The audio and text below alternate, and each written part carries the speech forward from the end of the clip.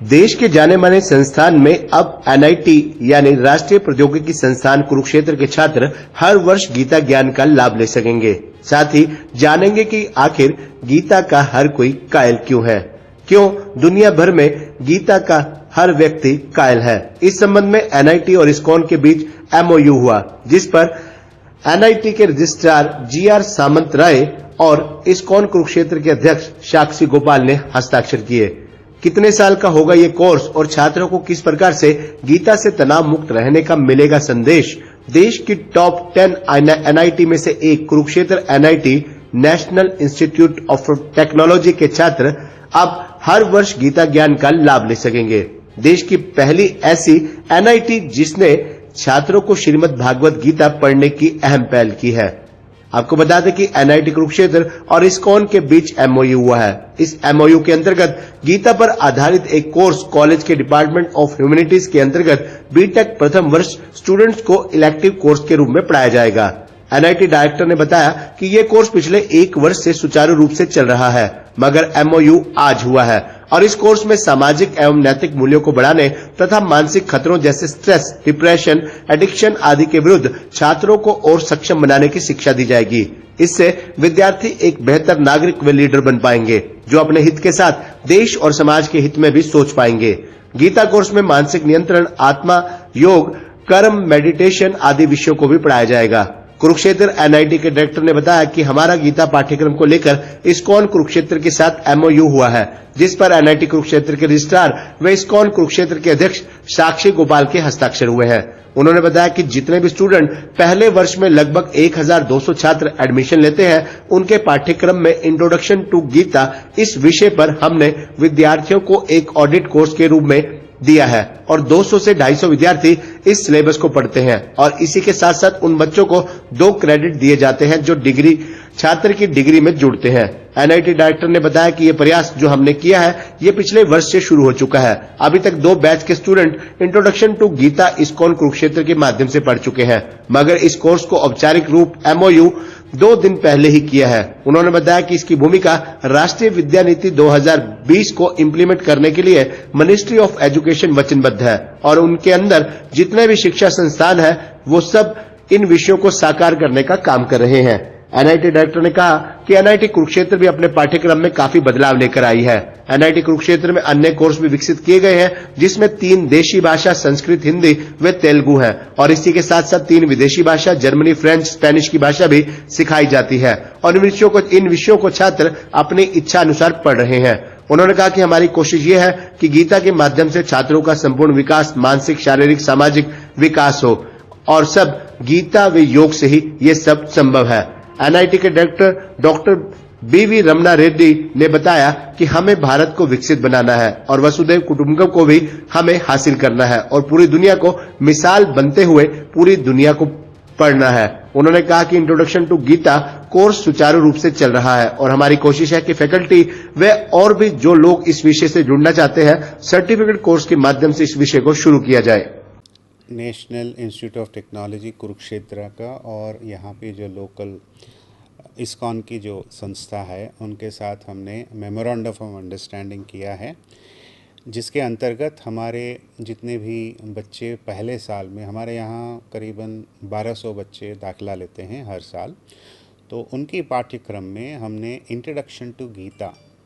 ये इस विषय पर भी हमने उनको एक ऑडिट कोर्स के रूप में दिया है और वो बच्चे 1200 में से करीब 200-250 बच्चे जो हैं इस सब्जेक्ट को यानी इंट्रोडक्शन टू गीता को अपने पाठ्यक्रम के आधार पर उसको 2 क्रेडिट्स भी दिए जाते हैं ताकि उसकी डिग्री में वो ऐड होते हैं। तो ये प्रयास जो हमने किया है वो पिछले साल शुरू हुआ है।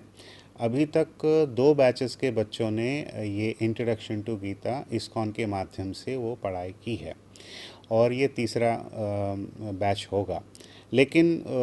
औपचारिक रूप से जो मेमोरेंडम ऑफ अंडरस्टैंडिंग जो किया गया वो 2 दिन पहले ही इसको किया गया था। अगर हम इसकी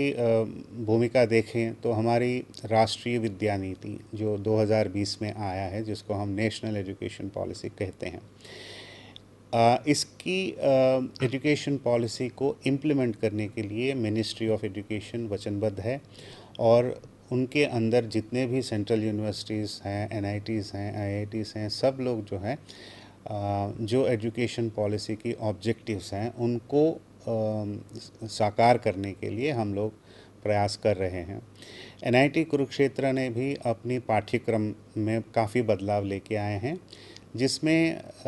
एजुकेशन पॉलिसी को माध्यम से 2 विषय पे हम ध्यान दे रहे हैं। वो है संपूर्ण विकास यानी होलिस्टिक पर्सनालिटी, जिसके ऊपर बहुत सारे ऐसे कार्यक्रम या बहुत सारे ऐसे विषयों के ऊपर हमारी सिलेबस स्कीम को बदलाव लेके आए हैं, जिसको हम अंग्रेजी में कहते हैं सॉफ्ट स्किल्स या लाइफ स्किल्स। ये चीज़ें की मान्यता देना और इनको भी पाठ्यक्रम में शामिल करना की कोशिश है।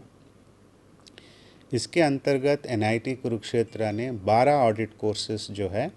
वो विकसित किए हैं। पिछले 1 साल से ये चला रहे हैं, जिनमें 3 देशी भाषाएं जैसे संस्कृत है, हिंदी है और तेलुगु, ये 3 विषयों पर भी बच्चों को हम पाठ्यक्रम दिए हैं और जिसको जो इंटरेस्ट है वो इसको पढ़ सकता है। और 3 विदेशी भाषाओं का भी हमने यहाँ पे पाठ्यक्रम में डाला है, जिसमें एक जर्मनी, फ्रेंच और स्पेनिश की भाषाएं को सिखाते हैं। और इसमें भी ये 1200 बच्चों में से 100-125 बच्चे वो अलग विषय पे अपना अपना इंटरेस्ट के हिसाब से वो ले रहे हैं। और इंडियन नॉलेज सिस्टम पे भी हमने एक पेपर इसमें इंट्रोड्यूस किया है। वैदिक मैथमेटिक्स में भी एक पेपर इंट्रोड्यूस किया है। इसी ही श्रृंखला में इंट्रोडक्शन टू गीता भी हमने एक पाठ्यक्रम में दिया है, जिसको बड़े तादाद में 200 से लेकर 250 बच्चे हर सेमेस्टर में इसको अपने पाठ्यक्रम के साथ पढ़ रहे हैं। इसके अलावा जैसे एनएसएस, एनसीसी, योगा और इनको भी बढ़ावा देते हुए इनके लिए भी हमने हमारे पाठ्यक्रम में बढ़ावा देते हुए इसको भी क्रेडिट्स दिए गए हैं। तो ये सब विषय ऐसे हैं कि धीरे धीरे हम चाहते हैं कि हमारी इंडियन एजुकेशन यानी इंडियन नॉलेज के बारे में भी हमारे बच्चों को धीरे धीरे अवगत कराएं और इसके माध्यम से हम धीरे धीरे हमारी जो टेक्नोलॉजीज़ हैं, जिसकी वजह से आज के डेट में बहुत सारे प्रदूषण है, बहुत सारी विषमताएं पैदा हो गई हैं, आने वाली पीढ़ियों के लिए भी बहुत सारे दिक्कतें पैदा हुई है, तो इनको कहीं ना कहीं हमें अच्छी तरह से सोच के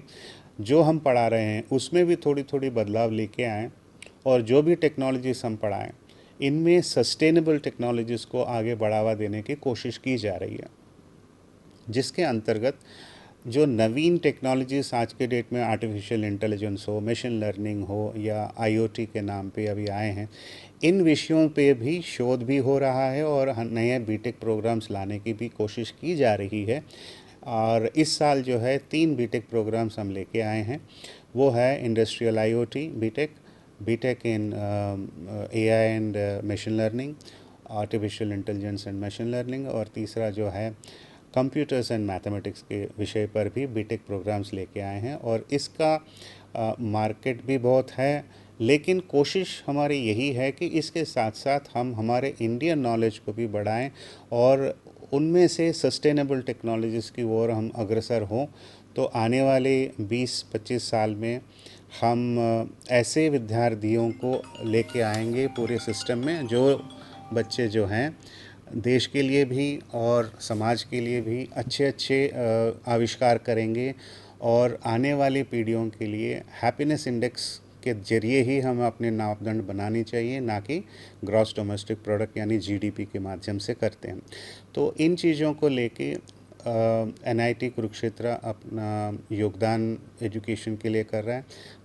और मैं पर्सनली ये बहुत स्ट्रांगली बिलीव करता हूँ, राइट टू एजुकेशन के साथ साथ राइट एजुकेशन भी हम अपने बच्चों को देना है। तो 2 बिंदुओं पे हम काम कर रहे हैं, एक तो होलिस्टिक पर्सनालिटी डेवलपमेंट यानी समग्र विकास बच्चे का, और दूसरा जो है हम कोशिश करेंगे कि हमारी बच्चों की सोच सस्टेनेबल टेक्नोलॉजीज़ की तरफ जाए और नए नए आविष्कार और ये सब करें, जिसमें मदर अर्थ को, कोई नुकसान ना हो और आने वाली पीढ़ियों के लिए भी हम धरोहर के रूप में ये पृथ्वी को अच्छी तरह से उनको दे सकते हैं। तो इसी बात से ये जो एमओयू किया गया है, कोशिश ये है कि गीता के माध्यम से संपूर्ण विकास जो हम कहते हैं फिज़िकल, मेंटल, इमोशनल और स्पिरिचुअल, ये सारी चीज़ें गीता से ही संभव है, योगा से संभव है। तो कृष्ण जिन्होंने ये गीता हमें ये दिया है, ये तो कोई कालखंड की बात नहीं है, किसी भी काल में, किसी भी समय में हम इनको अपनाएं। आजकल आईआईएम्स के माध्यम, अपने मैनेजमेंट के माध्यम से भी